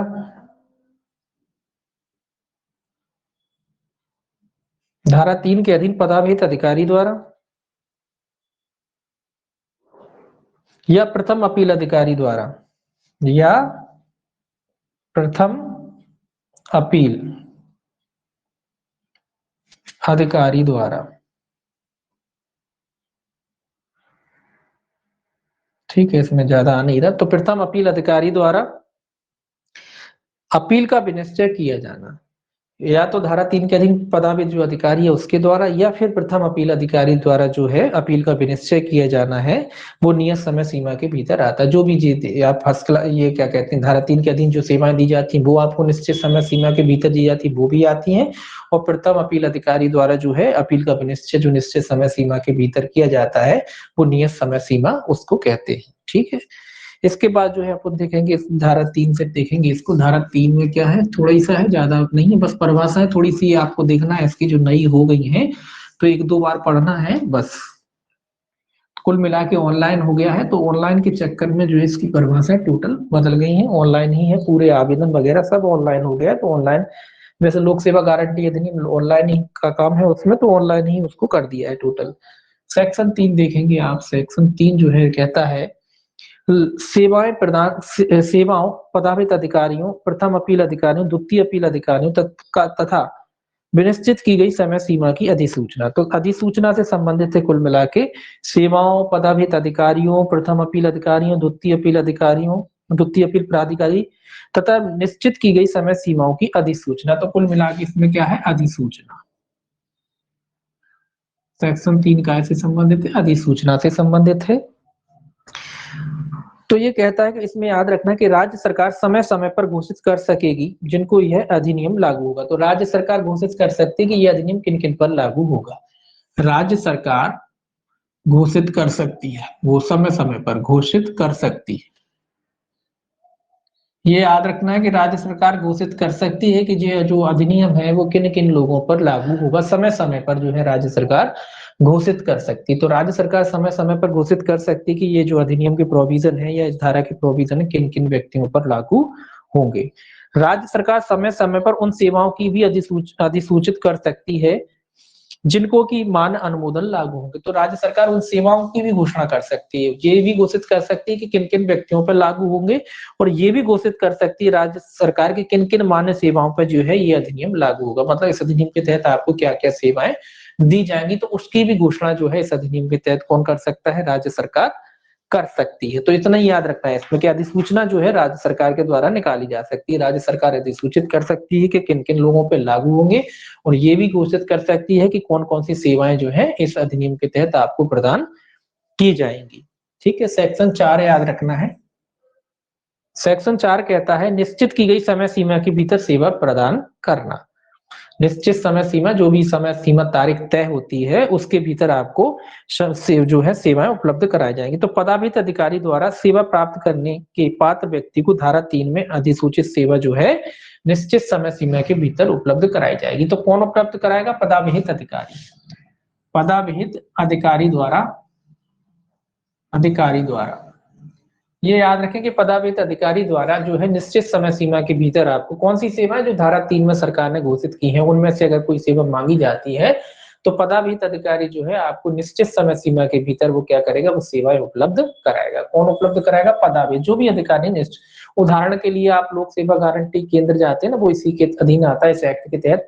जब आप आवेदन करते हैं किसी के लिए, मान लो आप कोई प्रमाण पत्र बनवा रहे हैं तो वो आपने फॉर्म जमा किया, उसके बाद वो क्या होता है, ऑनलाइन आपने जमा कर दिया। अब उसके बाद क्या होता है, आपको एक डेट मिलती है कि साहब इतने दिन में, तो वो निश्चित समय सीमा होती है। तो उतने समय सीमा के भीतर वो पदाधिकारी क्या करेगा, आपको कोई जानकारी उपलब्ध कराएगा। और भी बहुत से काम होते हैं उसमें, ये तो उदाहरण है, बहुत सारे काम होते हैं उसमें। तो कोई भी आप नक्शा वक्शा सब निकल आते हैं उसमें, तो वो सारे काम होते हैं। तो वो इसी एक्ट के अधीन आते हैं जो आपके लोक सेवा केंद्र बने हुए हैं। तो लोक सेवाओं के प्रदान की गारंटी अधिनियम के तहत ही उनको स्थापित किया गया है।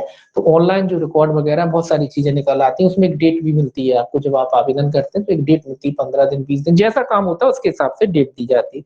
तो ये कह रहा है कि उस निश्चित समय सीमा के भीतर वो पदाभिहित अधिकारी, मतलब जो भी बैठा है वहां, जिसको नियुक्त किया है, वो आपको क्या करेगा, वो सेवा उपलब्ध कराएगा। कौन सी सेवा, जो धारा 3 के तहत आपने मांगी है। वो धारा 3 का में कौन सी सेवाएं जो राज्य सरकार ने घोषित की हैं, जो लिस्ट रहती है कि कौन कौन सी सेवाएं आपको मिलती हैं, तो उन सेवाओं में से कोई भी सेवा आप ले सकते हो। धारा 5 देखिए, धारा 5 कहता है निश्चित की गई समय सीमा में सेवा प्रदान करना। धारा 5 क्या कहता है कि निश्चित की गई समय सीमा में सेवा प्रदान करना। इसमें याद रखना कि आवेदन पदाभिहित अधिकारी या उसके अधीनस्थ को या राज्य सरकार द्वारा प्राधिकृत व्यक्ति को किया जा सकता है। तो भाई कह रहा है कि भाई आवेदन कहाँ कहाँ कर सकते हैं आप, आवेदन या तो पदाभिहित अधिकारी को कर सकते हैं, पदाभिहित अधिकारी को आप आवेदन कर सकते हैं, या उसके अधीनस्थ को कर सकते हैं, कोई उसका अधीनस्थ हो, जूनियर हो, उसको आवेदन कर सकते हैं, या फिर आप राज्य सरकार को जो है आवेदन कर सकते हैं, राज्य सरकार। तो तीनों में से किसी को भी जो है आप आवेदन कर सकते हैं। आवेदन पदाभिहित अधिकारी या उसके अधीनस्थ को, या राज्य सरकार द्वारा, राज्य सरकार द्वारा प्राधिकृत व्यक्ति, राज्य सरकार द्वारा प्राधिकृत व्यक्ति है, राज्य सरकार को नहीं, राज्य सरकार द्वारा प्राधिकृत व्यक्ति को कर सकते हैं। तो तीनों में से किसी को भी कर सकते हैं, या तो पदाभिहित अधिकारी को कर सकते हैं, या उसका कोई अधीनस्थ अधिकारी हो सकता है, या फिर राज्य सरकार द्वारा प्राधिकृत कोई भी व्यक्ति है उसको जो है आप आवेदन कर सकते हैं। जो भी आवेदन ग्रहण करने के लिए वहां बैठे रहते हैं, जिनकी कुल मिला के नियुक्ति की जाती है, उनमें से किसी को भी जो है आप आवेदन कर सकते हैं। अब बात आती है कि निश्चित वो समय सीमा की जो अवधि है वो कब से प्रारंभ होगी। निश्चित की गई समय सीमा आवेदन की तारीख से प्रारंभ होगा। जो समय सीमा है आपकी, निश्चित समय सीमा, वो कब से प्रारंभ होगी, आवेदन की तारीख से। आवेदन की तारीख से, ये याद रखेंगे, जिस तारीख को आपने आवेदन दिया उसी दिन आपको एक रसीद मिलती है, उस पर डेट लिखी रहती है। तो निश्चित समय सीमा कब से प्रारंभ होगी? निश्चित समय सीमा जो है आपकी आवेदन की तारीख से ही प्रारंभ होगी। जैसे ही आप आवेदन सबमिट करोगे एक रसीद मिलती है, उस रसीद में डेट लिखी रहती है कि आज इतने बजे आपने जो है फॉर्म सबमिट किया और लगभग 30 दिन बाद आपको जो है सूचना, या 30 दिन के भीतर आपको सूचना उपलब्ध करा दी जाएगी। जैसी सूचना आती है आपके मोबाइल पे एक मैसेज आ जाता है, ठीक है, मैसेज आ जाता है, नहीं आए किसी कारणवश तो आप जाके पूछ सकते, तो वो आपके पास एक रसीद मिल जाती है। तो उतने समय के भीतर जो है आपको समय सीमा वो है सूचना उपलब्ध कराई जाएगी। तो ये कह रहा है निश्चित समय सीमा की अवधि की गणना कैसे करेंगे? जिस दिन से आपने आवेदन किया है उस दिन से जो है निश्चित समय सीमा की जो है गणना की जाएगी। आगे याद रखना कि पदाभित अधिकारी या तो आवेदन मंजूर कर सकेगा या नाम मंजूर कर सकेगा एवं कारण लिखित करते हुए आवेदन को सूचित करेगा। ये तो आप जानते ही कि जिसको आप आवेदन करते हैं वो या तो आवेदन को स्वीकार कर सकता है और अस्वीकार भी कर सकता है। अगर वो अस्वीकार करता है तो वो अस्वीकारी के जो है कारण लिखकर आपको लिखबद्ध करेगा कि उसने आपका आवेदन जो है क्यों अस्वीकार कर दिया है, ठीक है। तो जो जिसको आप आवेदन करते हैं उसकी इतनी शक्ति होती है कि वो आवेदन स्वीकार करे या अस्वीकार करे, और अगर अस्वीकार करता है तो वो कारणों को आपको बता देता है कि किस वजह से जो है उसने आपका आवेदन जो है अस्वीकार किया है। आगे याद रखना है इसमें कि यदि आवेदनों का नियत समय के भीतर विनिश्चय करने में असफल रहता है तो मान्य अनुमोदन पोर्टल द्वारा प्राप्त किया जा सकता है, जिसकी वैधता अधिकारी द्वारा प्राप्त अनुमोदन के समान होगी। ये कह रहा है कि अगर वो आवेदन जो है निश्चित समय सीमा के भीतर जो पदाधिकारी जो नियुक्त किया गया था, यदि आवेदनों का नियत समय के भीतर विनिश्चय करने में असफल रहता है, मतलब वो स्वीकार ही नहीं कर पाया उस समय, तो उसका जो मान्य अनुमोदन जो है पोर्टल के द्वारा प्राप्त किया जा सकता है। ये याद रखेंगे, मान्य अनुमोदन पोर्टल के द्वारा भी आप प्राप्त कर सकते हैं। पोर्टल के द्वारा मतलब ये है कि अगर आपने आवेदन किया, उसने स्वीकार नहीं किया, डाले ही अभी पेंडिंग ही पड़ा है, तो आप उसको जो है एक पोर्टल के द्वारा जो है डायरेक्ट मान अनुमोदन प्राप्त कर सकते हैं। कब? जब वो आपके जो है आवेदन को जो है उसने जो है नियत समय के भीतर जो है उसको अनुमोदन करने में असफल रहता है। कौन? वो पदाधिकारी, उसने अनुमोदन अभी नहीं किया है, तो आप जो डायरेक्ट जो है पोर्टल के माध्यम से उसको अनुमोदन प्राप्त कर सकते हैं। और जब आप पोर्टल से उसका अनुमोदन करा लेते हैं तो ऐसे ही माना जाएगा कि उस अधिकारी के द्वारा जो है उसको मान्यकृत कर दिया गया है, ठीक है।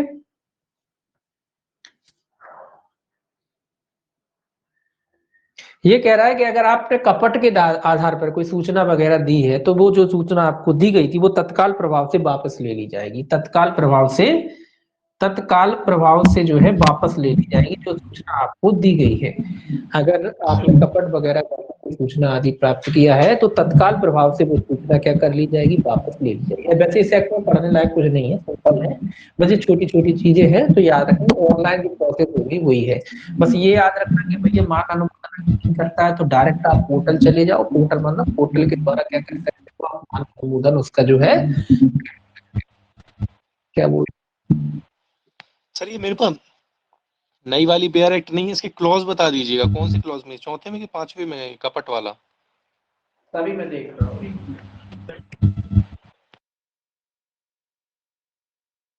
सेक्शन 5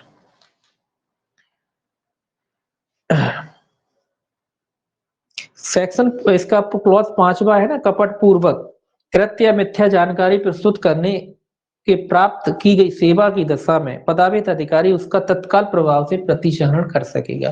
5वां क्लॉज है इसका, धारा 5 का 5वां क्लॉज, सेक्शन 5 का 5वां क्लॉज है कि कपट पूर्वक कृत्य या मिथ्या जानकारी प्रस्तुत करके प्राप्त की गई सेवा में पदावित अधिकारी उसका तत्काल प्रभाव से प्रतिसंहरण कर सकेगा, वापस ले सकेगा। प्रतिसंहरण मतलब वापस, जो भी है आपने गलत कपट वगैरह किया है तो 5 में दिया गया है, ठीक है।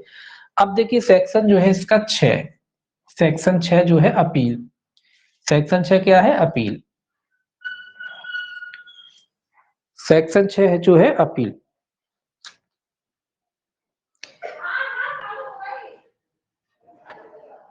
तो ये कहता है सेक्शन 6, देखिए अपील तो आप जानते हैं कि भाई अपील कब करते हैं, जब आपका आवेदन जो है धारा 5(2) के अधीन जो आपने आवेदन वगैरह किया था वो आवेदन आपका जो है या तो निश्चित समय के भीतर आपका आवेदन जो है इसमें लिखा है धारा 5(2) के अधीन आवेदन नामंजूर कर दिया जाता है, अथवा निश्चित समय सीमा के भीतर जो है सेवाएं वगैरह प्रदान नहीं की जाती है, तो ऐसी नामंजूरी के बाद आप 30 दिन के भीतर प्रथम अपील अधिकारी को क्या कर सकते हैं, प्रथम अपील जो है दाखिल कर सकते हैं 30 दिन के भीतर। बस इतना याद रखेंगे, 30 दिन के भीतर जो है आप क्या कर सकते हैं, प्रथम अपील दाखिल कर सकते हैं। प्रथम अपील, प्रथम अपील, बस इतना याद रखें इसमें कि प्रथम अपील जो है आप कितने दिन के भीतर दाखिल कर सकते हैं, 30 दिन के भीतर जो है आप प्रथम अपील दाखिल कर सकते हैं, और 60 दिन के भीतर जो है उसकी द्वितीय अपील दाखिल की जा सकती है। 60 दिन के भीतर जो है आप क्या कर सकते हैं, उसकी सेकेंड अपील कर सकते हैं, द्वितीय अपील जो है आप उसकी दाखिल कर सकते हैं। 60 दिन के भीतर जो है आप उसकी द्वितीय अपील दाखिल कर सकते हैं।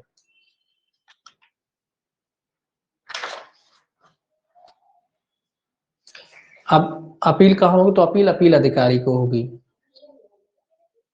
ओके ठीक है, इसका पीडीएफ भेज देंगे, कोई दिक्कत नहीं। ये 60 दिन के भीतर जो है इसकी क्या होगी, इसकी जो है अपील हो सकती है। ठीक, अब देखिए सेक्शन जो है इसका 7 है। सेक्शन 7 क्या कहता है, सेक्शन 7 कहता है शास्ति। सेक्शन 7 का ऐसे जुड़ा है, शास्ति से जुड़ा है, दंड कह लीजिए, शास्ति कह लीजिए, जो भी हो। ये कहता है जहां पदाभित अधिकारी बिना पर्याप्त कारण के सेवा प्रदान करने में असफल रहता है, वहां द्वितीय अपील अधिकारी, ये कह रहा है कि जहां पदाभित अधिकारी, मतलब ये अधिकारी पे पनिशमेंट हो रहा है कि अगर पदाभित अधिकारी जो है बगैर कारण के आपको सूचना देने से मना करता है या नहीं दे पाता है, कोई भी वजह हो सकती है, नहीं दे पाता है, तो वहां सेकंड अपील अधिकारी जो है, वहां द्वितीय अपील अधिकारी, कौन सा अधिकारी, द्वितीय अपील अधिकारी, द्वितीय अपील अधिकारी, ये याद रखना है कि द्वितीय जो अपील अधिकारी है वो एक मुश्त शास्ति जो 500 से 5000 से अधिक नहीं होगी उस पर लगा सकता है। कितनी, 500 से 5000,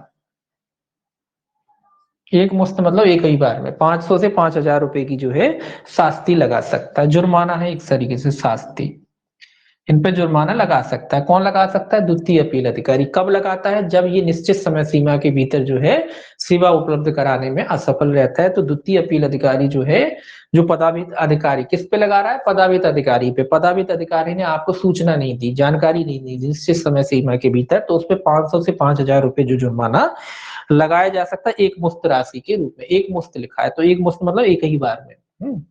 विलंब की दशा में मान लो जी कह रहा है कि सूचना वगैरह नहीं दी, असफल रहता है, वहां पे तो आपको 500 से, जी कह रहा है 500 से 5000 है। और अगर विलंब करता, लेट लतीफी करता, मतलब सूचना तो दी लेकिन लेट दी, तो विलंब की दशा में 250 रुपए प्रतिदिन, जो अधिकतम 5000 तक हो सकेगी। विलंब की दशा में लिख लीजिए 250 रुपए प्रतिदिन, विलंब की दशा में 250 रुपए प्रतिदिन और लगाए जाएंगे। और ये कह रहा है कि जो अधिकतम हो सकते हैं 5000, अधिकतम 5000, मतलब प्रत्येक दिन का विलंब की बात कह रहा है कि प्रत्येक जो विलंब हुआ तो 250 रुपए प्रतिदिन के हिसाब से विलंब भी शुल्क लिया जाएगा प्रतिदिन।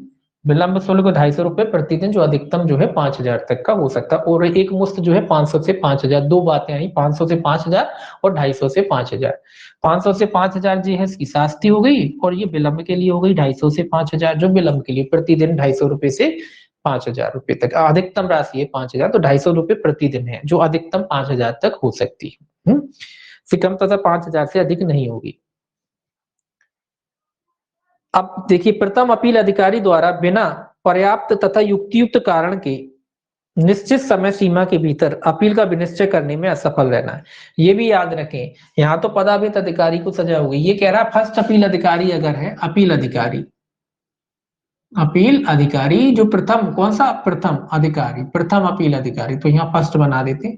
ये कह रहा है प्रथम अपील अधिकारी अगर है और उसने भी अगर इस तरीके की गलती की है, मतलब उसने भी, जो प्रथम अपील अधिकारी, उसने बिना किसी पर्याप्त कारण के तथा युक्तियुक्त कारण के बिना निश्चित समय सीमा के भीतर कोई अपील का विनिश्चय करने में अगर वो असफल रहा है, मतलब ये अपील प्राधिकारी के लिए भी सजा है, तो इसको भी जो है 500 से 5000 रुपए का जो है जुर्माना, 500 से 5000 का जुर्माना इसको भी लगेगा। ठीक है, ये भी याद रखें जी, प्रथम अपील अधिकारी के लिए भी है सजा इसमें, कि प्रथम अपील अधिकारी अगर निश्चित समय सीमा के भीतर या बगैर समय, या कह लीजिए कोई बगैर उपयुक्त कारण के जो है मामला नहीं निपटा पाया समय, निश्चित समय सीमा, 500 से 5000 रुपए तक का जो है फाइन लगाया जा सकता है, जुर्माना लगाया जा सकता है अपील अधिकारी के लिए। ठीक है,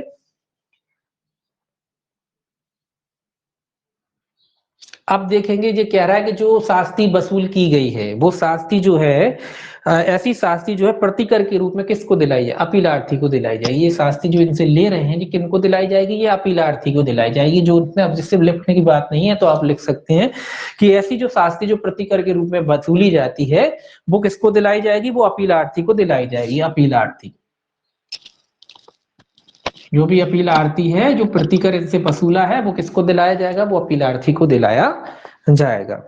यदि प्रथम अपील अधिकारी या पदाभित अधिकारी युक्तियुक्त कारण के बिना सौंपे गए कर्तव्यों का पालन करने में असफल रहता है तो उसके खिलाफ अनुशासनात्मक कार्रवाई भी की जाएगी। ये जुर्माना तो लगेगा ही लगेगा अगर जो है प्रथम अपील अधिकारी या पदाभित अधिकारी जो है निश्चित समय सीमा के भीतर या युक्तियुक्त कारण के बिना, मतलब युक्तियुक्त कारण के बिना, अगर वो युक्तियुक्त कारण के बिना सौंपे गए कृत्यों का जो भी उसके कर्तव्य सौंपे गए उनका पालन करने में अगर असफल रहता है तो उसके खिलाफ अनुशासनात्मक कार्रवाई भी की जाएगी। जो विभाग की इनकी होती है अनुशासनात्मक कार्रवाई इनके खिलाफ वो भी की जाएगी।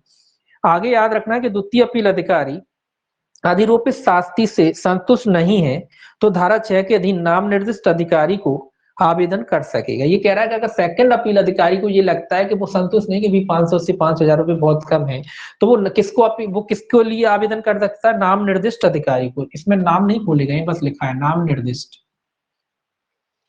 निर्दिष्ट अधिकारी, मतलब नाम निर्दिष्ट मतलब जो भी सरकार ने जो भी नाम दिया हो जो भी पद घोषित किया हो नाम निर्दिष्ट अधिकारी को आवेदन कर सकता है।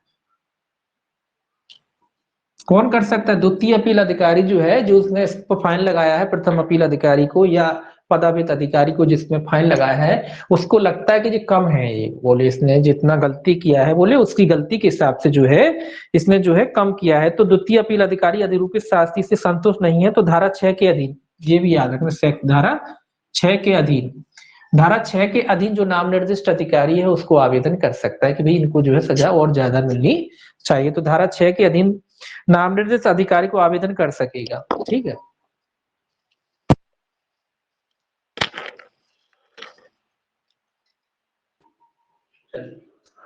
देख लीजिए पहले फिर देखिए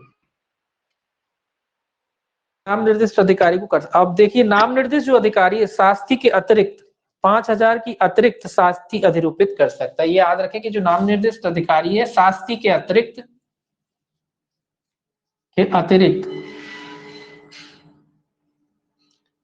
शास्ति मतलब जो ऊपर लगी थी वो शास्ति तो है ही है, उसके अतिरिक्त जो है 5000 रुपए की अतिरिक्त शास्ति लगा सकता है, 5000 की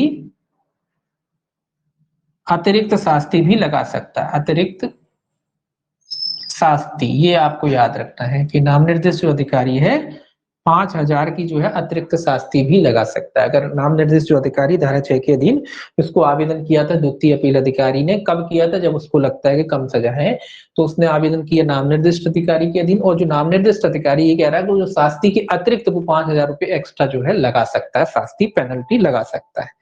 यदि द्वितीय अपील अधिकारी ने अपर्याप्त शास्ति अधिरूपित की है यह कार्रवाई लंबित रहती है तो नाम निर्दिष्ट अधिकारी 5000 तक की शास्ति एवं अनुशासन कार्रवाई की सिफारिश कर सकता है।